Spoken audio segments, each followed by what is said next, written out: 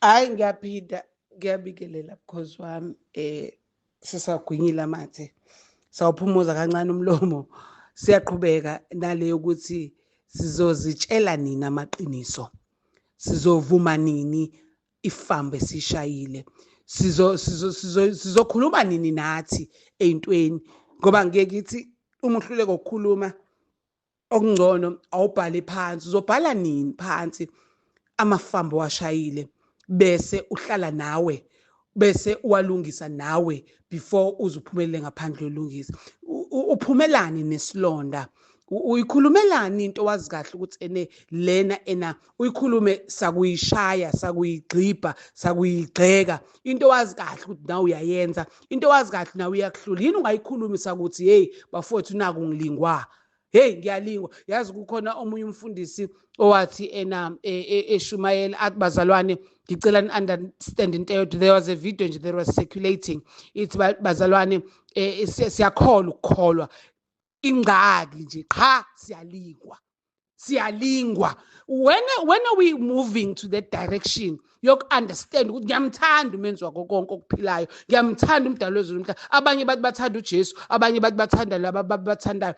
Lolo kholo lwakho ufika nini where you say ngiyakholwa, ngiyamthanda uNkulunkulu, ngiyamthanda umoya ongcwele, ngiyathanda ukwenza ukulunga. Ingxaki yami ukulingwa, because if uyikhuluma kanjalo uthi ngiyalingwa, then you are attracting the good ukuthi izokulekelela ukuthi ekuhlulekeni kwakho bese iyafika bese iyakulungisisa leyo. Ndingakho ngithi umoya ongcwele ngaye konke kuyenzeka, umoya weqiniso ngaye konke kuyenzeka. Ingileli iqiniso ke ngikhuluma ngalo lele ngilibuzayo ukuthi kanti koze kube nini wena uhleli nento oyazi kahle, yazi wazi kahle wena ukuthi la ekhaya kuze kungaziwanwa nje kungani uhlaleleni naleyo nto, because ukuyikhuluma kwakho bese uthola indlela yokuyikhuluma. Noma ungazibuza uyikhuluma kanjani, but find a way. Buza ukuthi into enjengale ikhulunywa kanjani, ubuze kumoya ongcwele, ubuze nakuqobo ukuthi kahle lento eyenzakalayo kanti ngiyayithanda yini mina, ngoba ayikuphethe kahle kwawena. Nawe nje ukuthi ukuthwelele kokuthwele akukuphethe kahle, kanti kuyoze kube nini uhleli nalento uhleli nayo oyazi ukuthi iyaxova umndeni yabulala kanje. Wena yindaba uthathe iside. For instance nje mangabe kuthiwa abazali bethu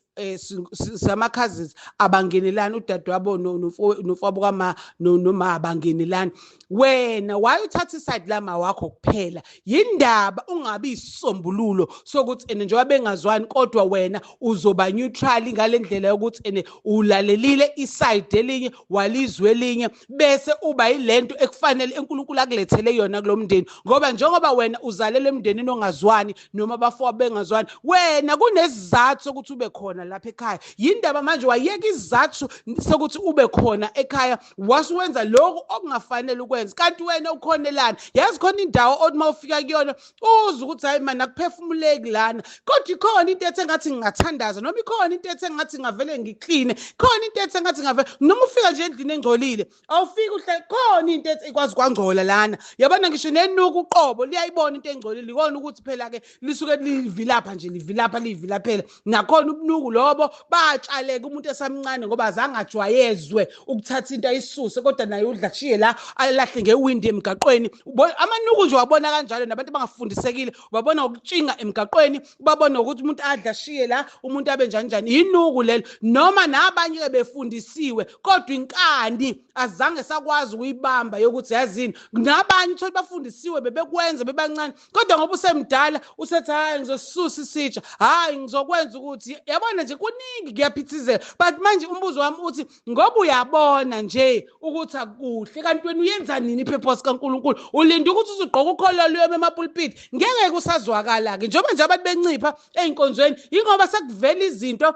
vele abantu kade beyigqiba. Abantu banezinto abathi bazokhava ngazo ngokhololo, abanye bakhave ngazo ngamabhantshi lawa agqokwe einkonzweni, abantu bazokhava ngazo ngokuthi kuthiwa basindiswe umuntu akhuluma ashintshe language nkonkosi isiqonqile abona ukuthi umuntu sekushintshileke ngaleyo nto kanti awukwazi ukwakhela emabibini awukwazi ukwakhela endaweni engcolile even isite unikwa iyashanelwa kuyakhulunywa kuhliphizwe yonke imimoya emibi bese kwenziwa ifoundation indlalwe kahle kufunakala ugandagana wena onjani lo wakhele emabibini wena unjani wakhele entweni engelona iqiniso kunezinto ezithi mangabe usuwazi unecala ngiloko ngisho le ngithi ngaye konke kuyenzeka nathi saphuma kanjalo kwezinye zezinto nakuba siyayikhuluma namhlanje ingenxa yokuthi sazi ukuthi ngaye umoya ongcwele ohlambulukile ohlanzekile wamkela waphila ngawo walimela iqiniso wame eqinisweni umoya weqiniso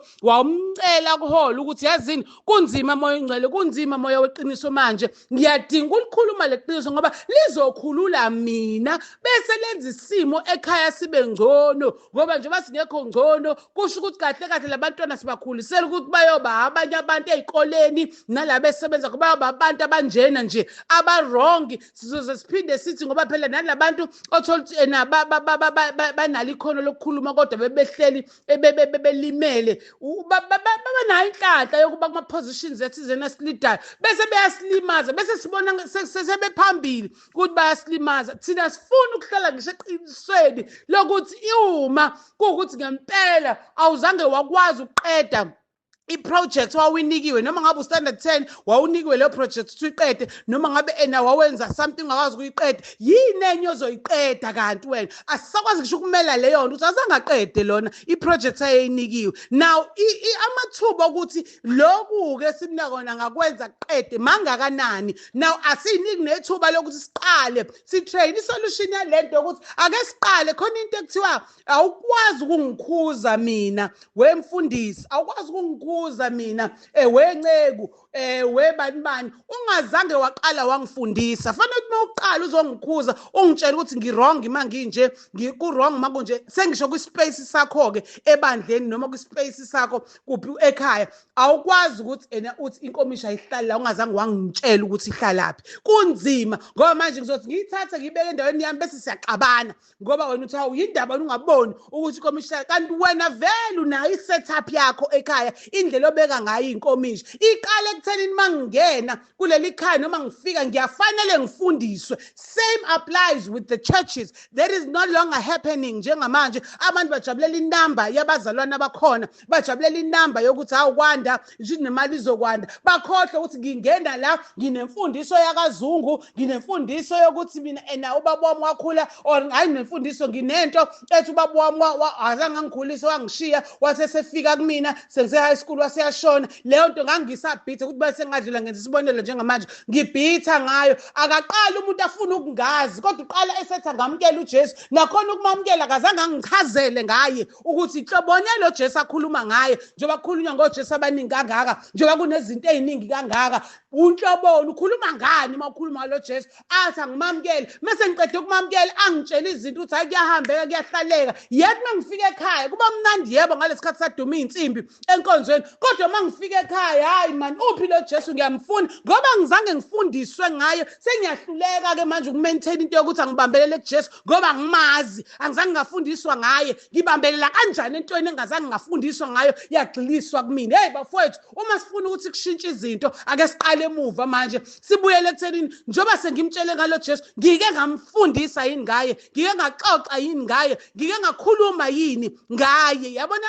ibhlungu into ibhlungu bafowethu lento eyenzakalayo ukubona abantwana bethu ezikhungweni where they supposed ukuthi bakhuliswe ngama morals nani bese beyagxekwa bese beyithola sebephuma sebeyithola sebama assets manje ezinto ukuthi fanele ipotozwe ezinto kufanele manje ngoba nakho inceku ithe ngoba yakho ipowerful inceku isithe yangithanda nami ke sekufanele manje yabona ngicompromise ke isinginikeza imali sekufanele ngifihle sengiyakhulelwa sengifihla ingane ayisekho ayisamazi ubaba wayo sezinika ingane azibazo ubaba wazo seyikhula naleyo nto uthi ubani babazi uma wazafuna ukusho useyinamathisela komunye hey yazi laphithanizwe kanti koze kube yinini kuzoze kube yinini ngempela senza lento yabona mangabe kunengane oyifihlile manje ngiyakucela mntakama akuzame manje ukuyinikeza identity ingane ebese nakhona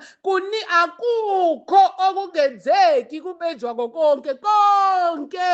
kuyenzeka. Cela umoya weqiniso ukuhole, utshela ingane iqiniso, ulungise i-identity yengane, kungaze kufike isikhathi sakho sokuhamba ingane ingazi i-identity yayo ngoba mhla yazazela, ngoba lezi seziyakwazi nokuyi-private investigatela izinto. Hayibo, mase isifika isinenzondo yakho, usuyaqala manje uyagula, isikuvusela iphika, isiwukuthi nokuthi, isiyadlebeleka. Nakhona njalo mhlawumbe bidinga ukuthi iye kubo, noma ngabe kuthiwa uwenza amasiko lezi ezenziwayo or imikhuba, angingasho amasiko, imikhuba lenziwa emzini yabantu. Makuthiwa wena uthi awuyenzi lento, kodwa kuloya muzi kunemikhuba neyivumelana nemimoya yakhona, awukwazi ukuyijika leyo nto ngoba nakho uthi wena ususindisiwe, kodwa uthola ingane kaNgcobo, wayithola futhi ingazange navumelana, kwangahlanganiswa kwamimoya. So manje uzovimba ingane ukuthi ihambe ngendlela yakho, kodwa kubo kwayo kuneyivumelane zabakhona ukuthi kaNgcobo siyagcaba, or kabani bani senza ukuthi sinquma iminwe, or kabani bani. So manje uvalela leyo nto, nathi imimoya yakhona kwavunyelana ngayo lapha kaNgcobo ayisakwazi ke masibuza isiyafuna sekukuthi sekukhulunywa nayo le ngane ifika egcekeni iyabuzakala ukuthi ingane eyakabani lena, sekwenzeka izinto nawe ungazi understand ngenxa yokuthi wena uthi usindisiwe wena, kodwa unengane laphayana ongazange futhi uyithathe ngokusindiswa, wangayifaka futhi kulokusindiswa ukuze i-understand ukuthi kanjani. Yebo mfowethu, hey, ikhona imimoya. Yazi ngisho umuntu engakufakelanga ushevu, engakufakelanga lutho ekudleni, kodwa the spiritual realm sikhona. There is good and bad. There is good and bad. It's up to you whether you attract the good or uba ne covenant no good noma no bad. Aba no bad basuke bezoyimela into zakhona ngoba bayatshelwa kunjoba uthatha la uzohamba kanje, uzokhuluma kanje, uzothi kanje, uzofida kanje, uzolungisa kanje. Wena waka good nakhona ngokunjalo kuzohamba kanje. Imvamisa ku bad uhlezi enawona ngithi u bad mina ngoba ngiye ngibona ngabo ngithi mangiyibuka ngibona cha, I can't maintain this, I cannot maintain. Ingakho ngisho to bad okubad kimi mhlawumbe akukho bad kuwena ku-good, because sinama choices, sinezinto esiyifisa empilweni, zezinto esiyibona. Okunye kuyashesha, okunye kuthatha isikhathi, kodwa namanje sekumele wena udecide ukuthi ngizolinda lokhu kwesikhathi ukuze ngingabi nanto ezongilalela ingikhalele ngelinye ilanga, noma ngithatha lokho okusheshayo ukuze njalo ngimaintain, ngifide, ngiphake, noma ngabe kuthiwani ngenze, noma ngabe umzimba osavuma, kodwa ngoba nakho ngabekela ukuthi ngizosebenza ngale mimoya. So ngifuna siyibambe naleyo ukuthi kuyo yonke into kunama covenants emndeni yakhona, kunemikhuba enziwe emndenini yakhona. Wena uyasukeleka, ukhuliswe ngalolu hlobo, wazi lento, uyothatha umuntu ongamresearchanga, ongazange wazobheka imuva lakhe, ongaza usuthola umntwana or usulala naye, sekungena lama spirits akho kuyena, sekudungeka izinto, sekushintsha into zakho, sekwenzeka zo, usuzobheka umakhelwane ekhaya, usukhohle ukuthi wena ukuhamba wayohlangana naloya muntu ongamazi, usukhohle wena unengane kuloya muntu ongamazi. Loya muntu njengoba ungamazi nje, iyona ke into sekufanele manje ilungiswe ukuze kubuye lezi ngane egcwele emgaqweni, kubuye lezi ngane ezidlebelekile, kubuye yonke lento le eyenziwa ingane ezingazenzi, zenziwa ama choices ethu as parents, zenziwa yithina as parents, ngoba yithina esabaletha la emhlabeni. Okwethu kwakukubaguide, sibatshela iqiniso, futhi bazeke ukuthi basuka la bazalwa ubani kabani. Umntwana akwazi ukuyibongela, akasho nje naye noma abantu aba-100 abazalwa ngakuma wakhe nakubaba wakhe, ingane izazi, so that noma isikhuluma nemimoya, noma abe siyafakiswa kuthiwa khuluma la kusho ukuthi impepha, but yazi ukuthi ibiza abantu nobani owayenjani, ngoba uzothi noma uyabiza khona lesi simanga futhi engangasi-experience ngayithola nje lento ukuthi yazi lento bengayi-understand ukuthi yindaba kuthiwa kwenza umsebenzi egcekeni, kwenza umsebenzi omuhle mhlawumbe wokubonga noma mhlawumbe 1-1, bese kuphinde mhlawumbe kuphethe ngomsindo ekhaya, or kuphethe sekuxatshanwa nje kangayi-understand into mangiyibuka yenzeka, or kuhletshwana lana, or ubani uyothi uma uphela umsebenzi athi yena mina la ekhaya abe nezinto nje ayikhulumayo ebesingazi awengazo. Ngayibuka lento ukuthi okay, ubani okhuluma lapha empephweni, ngoba phela impepho i-evoke ama-spirits evil na good. So yena usuke invoke mapha amalokhu, usuke vusa mapha ama-spirits athini kuwona, noma ngabe kuthiwa kubiza imimoya yalaba kade bephila bengekho, ubiza bani? ubiza ubani lo gogo lo kade ena vele ethuka inhlamba la ekhaya vele lo kade ukuthi mangabe ena kukhona ena kuba nomsindo kuyaxatshwana uyababiza uthi abeze la njengamanje bani nomsebenzi lo msindo awudalwa yini lo ukuthi kade ukhuluma nalabo bantu yini ingavamisa ukwazi nokuqonda ukuthi uma siya lapha khulunywa ngama spirits imapha abizwayo obani engabangahlanjululwanga ukuze bangabizeki la ngoba bazothi maqhubeka kwenzeka lento yomsindo sekwenzeka into yomsindo ngoba vele kwayilaba zange bahlanjululwe vele labayana bayafisa ukubuya babuyele emzimbeni ngoba khona into abangazange ayiqede so